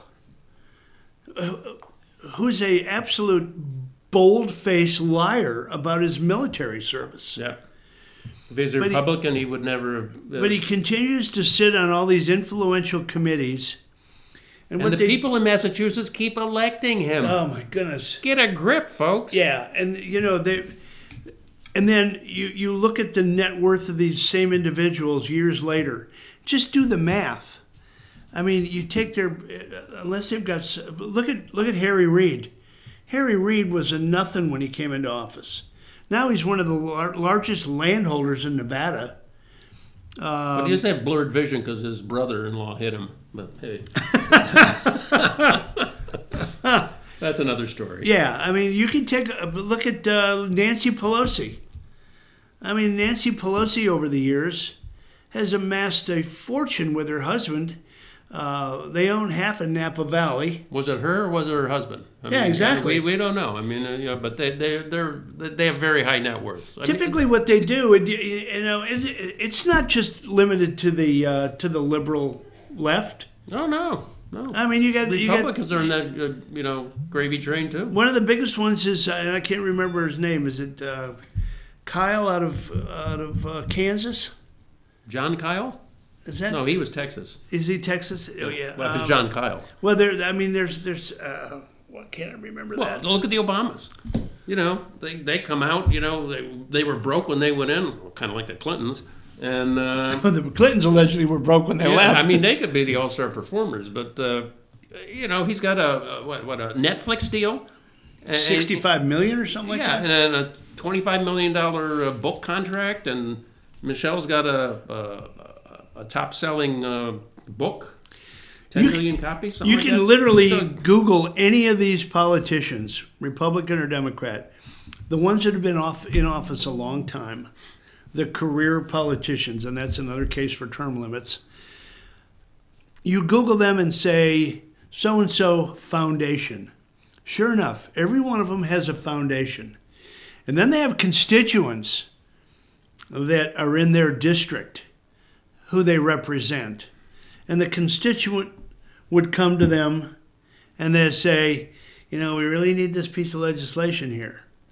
Well, I've got this foundation, and it sure would be nice if you would contribute to my 501(c) foundation because we do a lot of good. Next thing you know, they're making a massive contribution to the foundation, and bada bing, bada boom, the net worth goes up. Mm-hmm. Mm-hmm. You can take any one of them. Pelosi, I've looked a lot of them up. They all have these. Dianne Feinstein. Exactly. Yep. Barbara Boxer. Now retired. They're making millions. Yeah. Making millions sitting in that seat. It's exactly what Biden did. He was just too stupid to hide it. He was acting through his son to help him orchestrate a fat deal. Mm-hmm. If you tell me sitting there that none of that money funneled back to Joe Biden, man, I'll eat my hat. I just do not believe. Even Ryan out of Wisconsin, the Republican, speaker. And I believe that's why a lot of those guys are bailing. Yeah. They said, "Oh boy, I'm going to get exposed. Let me get out while the getting's good." Yeah. I think he was, 5 to 7 million net worth, something like that. Yeah. Oh. Well, and one other thing I just read today that tied to the election, and this isn't necessarily deep state, but there's a group being put together that has raised $30 million out of a targeted $75 million. It's a group that's going to be a sort of a political action committee started by Democrats. I think 2 ex-Obama administration folks. It's called 4 is Enough. 4 years of Trump is enough. And basically, the $75 million, they're going to target 5 states where they think they need a all-out effort to turn the tide. Let me see if I can guess them. Wisconsin? That's 1. Pennsylvania? That's 2. Michigan? That's 3. 4 and 5 might be a little tougher. Florida? No. North Carolina. North Carolina, yeah, purple state. And 1 out west. I'll give you a hint. Oh, New Mexico? Arizona. Azarona. Yep. You know, the Martha McSally estate, you know, which is kind of, I think, with all the people fleeing California, is turning from red to purple. So Yeah, well, anyway, but interesting. 75 million. You know, they're going to spend in a year to defeat Trump, focusing on these 5 states. well. Anyway, we've taken a lot of stabs at the deep state. I believe one thing for sure: the deep state is very elastic, and where they contract in one area, they will all of a sudden reappear in another area, depending upon what they need to try to accomplish. So. And very adept at hiding, and then seeming like that they're away or destroyed or something like that. Then they pop right back up again. Yeah. So. Alrighty, we're going to take a quick break here, and then we'll wrap up with some of the lighter stuff, lighter side.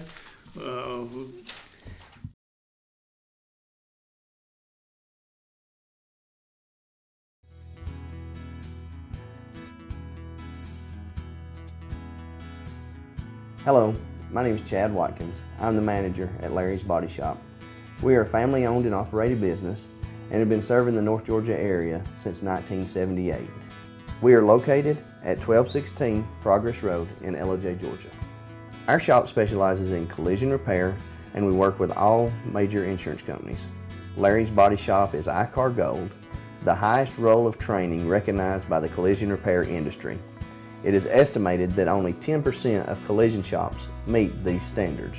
Our shop consists of state-of-the-art equipment such as laser measurement system, down-drive spray booth, spot and MIG welding equipment.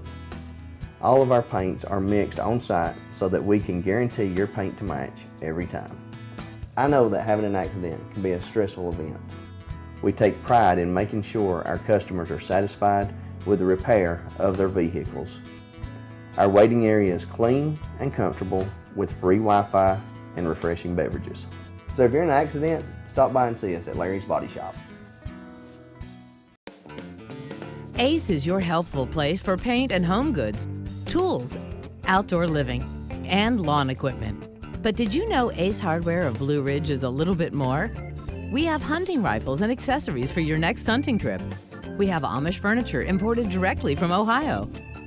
And we have Ace Custom Woodworks for all your custom wood project needs, from cabinets to artwork. Ace Hardware of Blue Ridge, we have your new house in stock.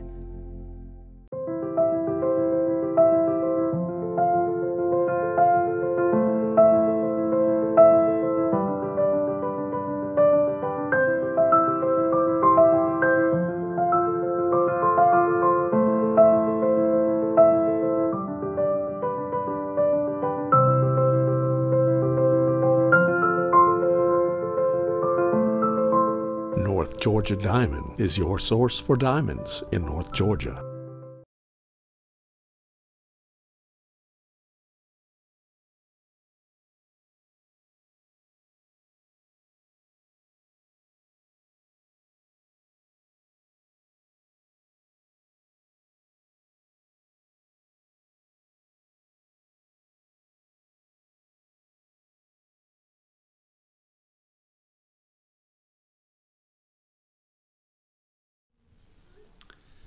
Alrighty, we are back. We've had some fun this morning substituting in here for BKP. What's the weather supposed to be today? I think cloudy and cool. Cloudy and cool up here in the mountains. You've got your in-laws in town for a little while, your sister-in-law and her husband, Right. good friends. Mm-hmm. And he's with us today in studio, so we'll get his take on how we did this morning. We got Indeed. We've got some friends out there listening.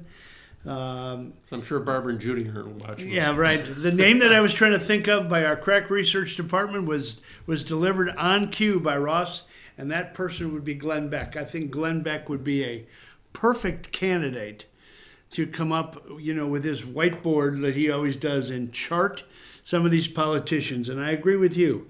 Let's start with AOC and see what happens with AOC. Let's start with the whole squad. Yeah. The Cloud Squad, Ilhan Omar, Diana Presley. And, the Presley and Rashida Tlaib. Yeah, Yeah. Those four, let's just see where how they fare in this whole thing. Jane, our friend and colleague on Friday, tells me that Tulsi Gabbard is being funded as a candidate by Podesta. John Podesta? John Podesta, $300,000 to her campaign. Wow. Yeah.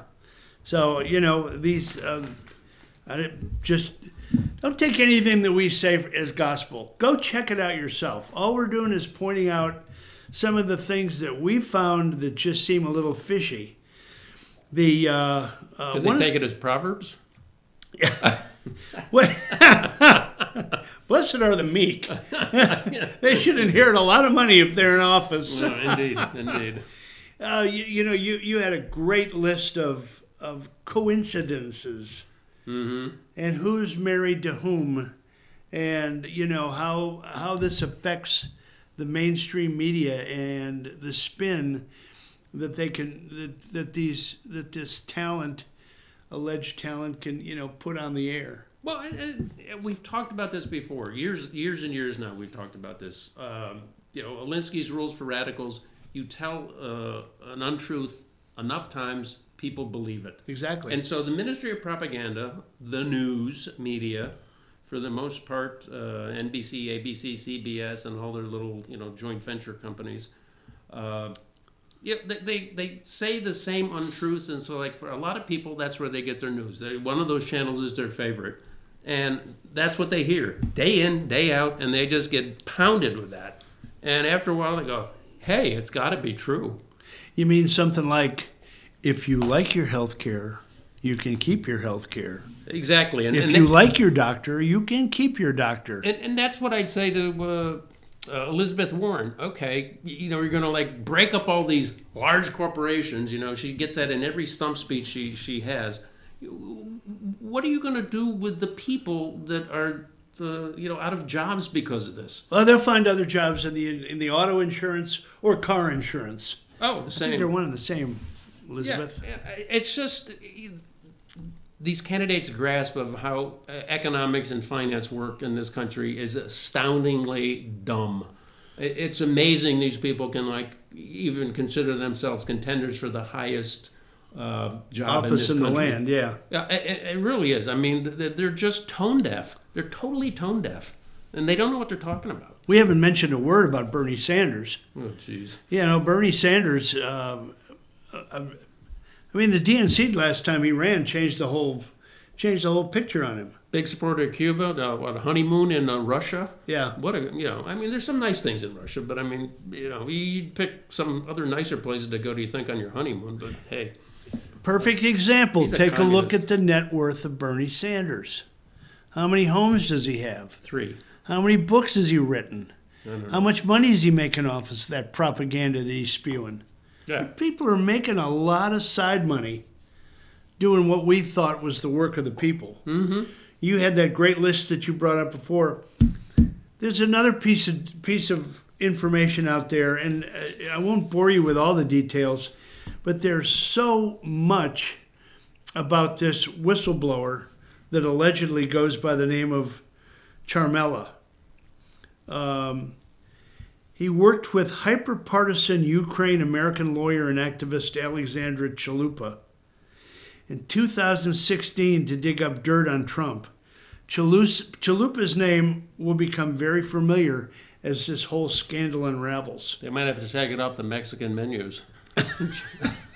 Just saying.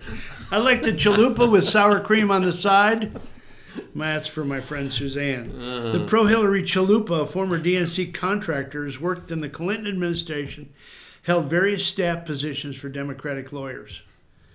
Documents confirm the DNC opposition researcher attended at least one White House meeting with Charmela in November 2015.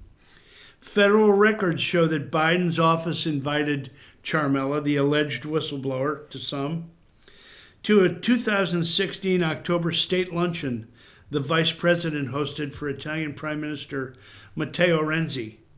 Other invited guests include, ready, drum roll, John Brennan.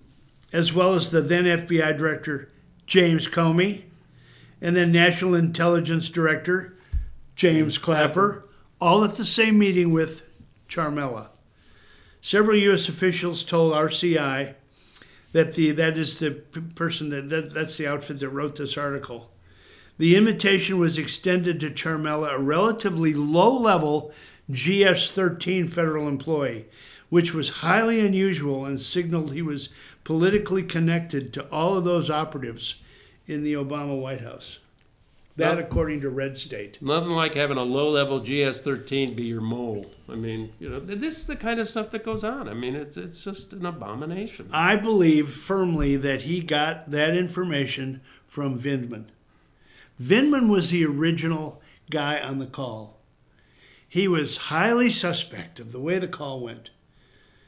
And he contacted Schiff's Disturbed office. by the innuendo. Yeah. Then he went around the corner, which is typical the way the CIA works. He went around the corner, fed the information to this operative, Ciaramella, who then labeled himself a whistleblower. Then Vindman, in typical CIA style, could say that, yes, that is correct into what he's asserting, even though that assertion originally came from Vindman. It sounds like what Comey did with his friend, the professor. Exactly. Yep. Exactly. Yeah. That's typical of how those groups operate. And I forget the name of it, but it starts with one on the outside and comes full circle, and then verified by the guy that it was started it. Vindman, Ciaramella. Those are the two. Watch it. That's my opinion. Yeah, and they always go, well, I heard it from 2 or 3 reliable sources. Yeah, I mean, it's just basically a big feedback loop. They start it, and they get it back, and it's like, oh, it's validated. Here we go. Yeah.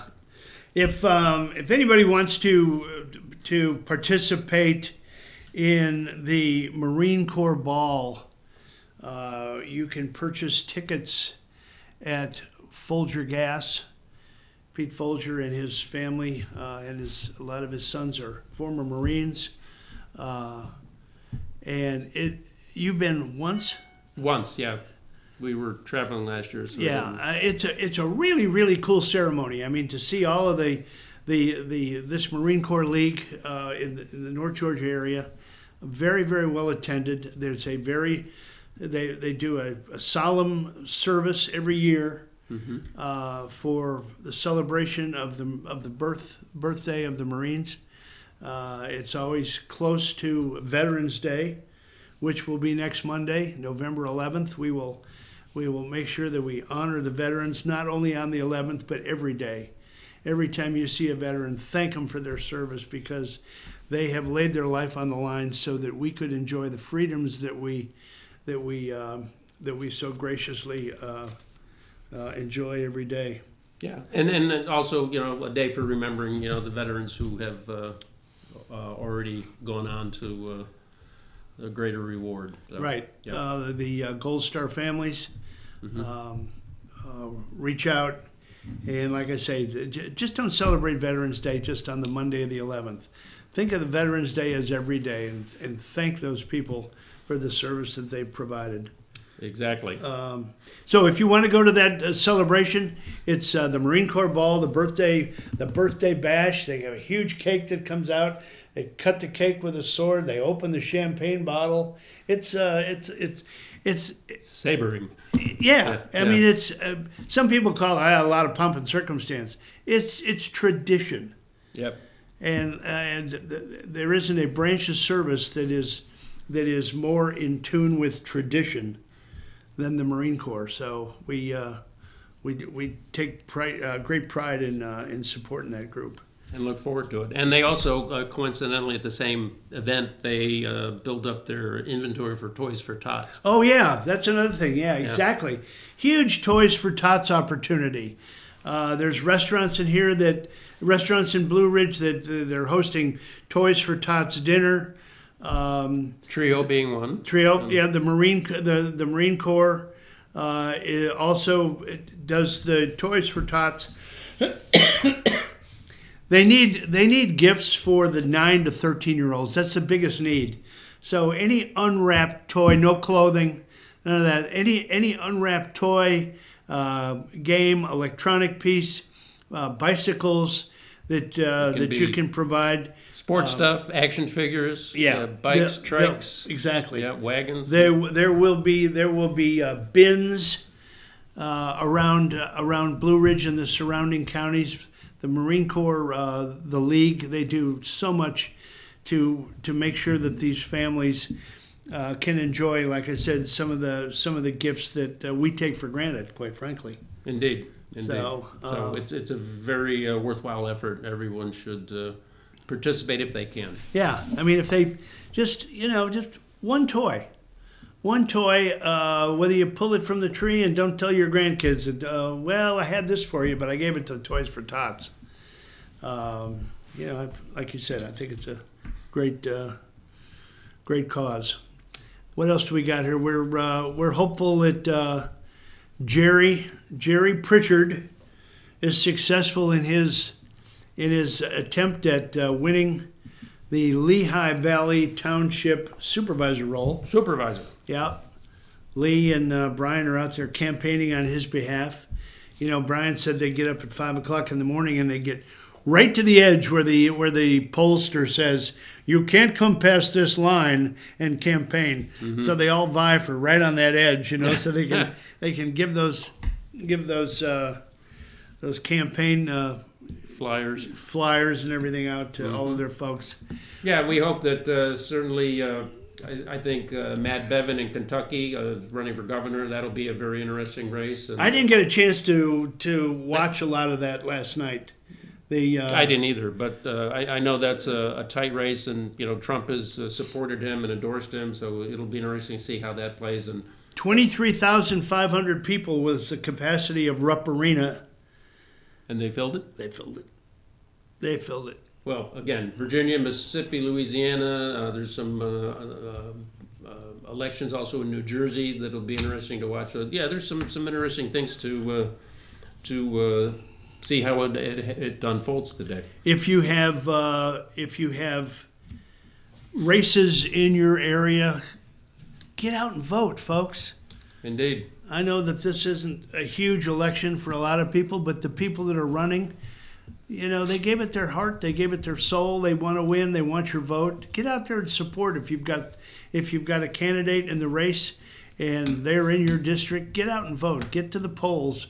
Make your voice heard. Make your vote count. We've got a big race coming up in big commissioner's race coming up in Fannin County. Qualifying will be in March, and the election in May or June. The vote will be in May. Okay. For the party candidate of the Republican side. Okay. If there is no independent or Democrat opposition, then that candidate will be the commissioner. Yeah. Not around the commission. Right. Mm-hmm. So we've got the incumbent Stan Helton will be running. We have one former post-commission, and Larry Joe Sosby. We've got one former commission chair in Bill Simons, and we have a new candidate, Jamie Hensley. So those are the candidates. That's the candidate slate to date for the chair position. So that's going to be an extremely interesting race. We hope everybody pays attention and turns out for that race as well. Any polls on that yet? No. Okay. I did get a Facebook. Someone sent me a screenshot that in Fannin County this weekend on Saturday, and you can look this up for the exact time, but there will be an open house at Animal Control. Animal Control, as most people know that follow this, has been in the news big time. There's some detractors, there's some supporters, Animal control it's a tough job. It's a tough job, folks, to make sure that the animals in the county are taken care of, and they're opening their doors after a lot of renovation, cleanup, fencing.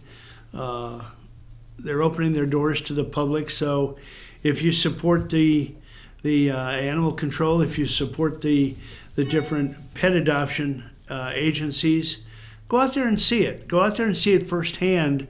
What that first level of animal control does. Ask questions. Don't just assume that what you're seeing on Facebook or what you're hearing on the street is gospel. Go look for yourself, make your own judgment, and get in there and help if you want. If you've got any spare time, these dogs would love to have someone come and spend some time with them and walk the dogs. I mean, that's how these dogs get exercise. There's a great volunteer base that goes out to the shelter a lot of times on a weekly basis, and those people are to be appreciated. So if you're interested in that part of the political machine, get out there and take a look and form your own. Okay. What you got? I got a few just odds and ends. Alrighty, go for it, man. Paris Climate Accord. Whenever you get these big UN EC things, the whole world is watching, and they have so many rules and regulations. Anyway, this was done back, I think, in 2016, and this is the one that we dropped out of. Yeah, President Obama supported it, never brought it to the Senate for a vote, but Trump said basically, we're not going to do that. It'll cost us a job, and it's counter-effective. Anyway, there's a 3-year waiting period before you can opt out. So this week, the U.S. will officially opt out of the Paris Climate Accord. Bye-bye. Yep. Also, while I was gone, on this show, Dancing with the Stars, Sean Spicer. Oh, yeah. What's that all about? Dancing with the Stars. Oh, my gosh. My wife watches that show like religion. Let me tell you, this guy, Sean Spicer, former press secretary for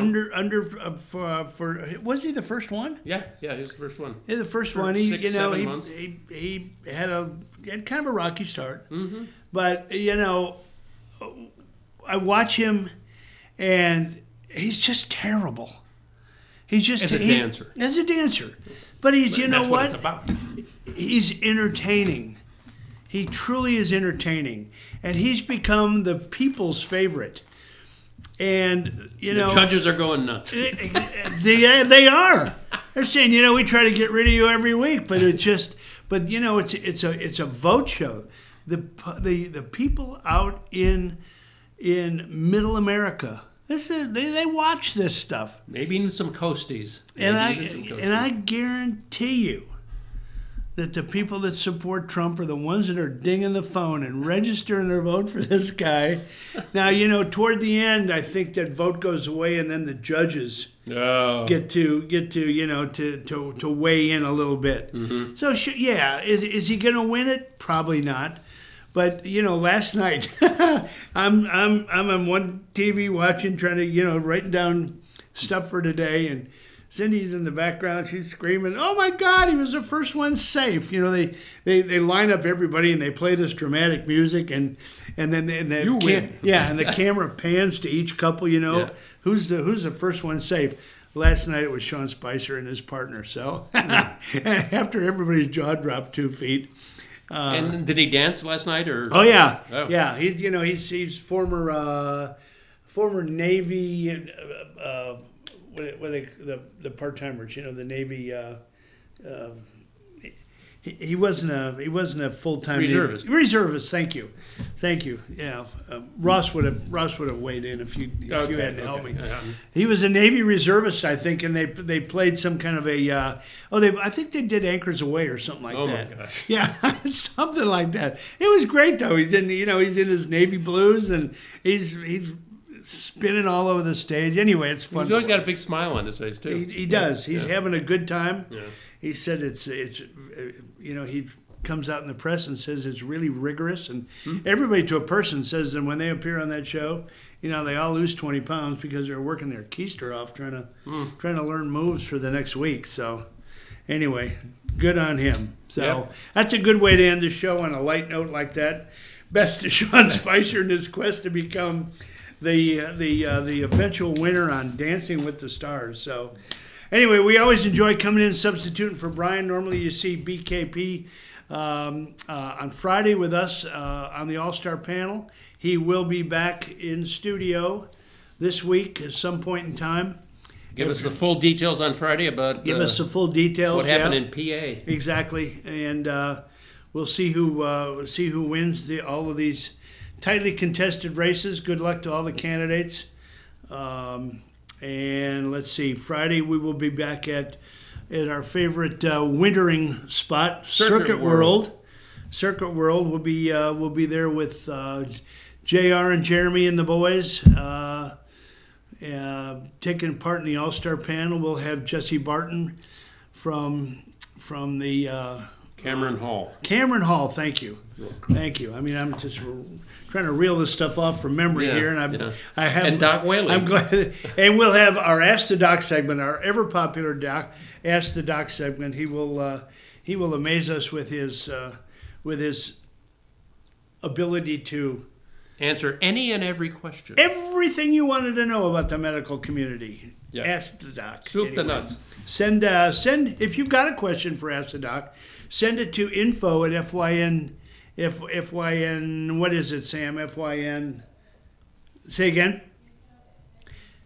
Thank you. Info@fetchernews.com. If you've got a related question that you always wanted to get answered by Dr. Whaley, send it, and we will put it under consideration, and your question might be featured on the show on Friday. So, But don't give us hangnails or stuff like that. yeah, You know, come on, it's got to be something Give him something. serious. Give him something. He needs with to some sink challenge. his teeth into it. Yeah, exactly.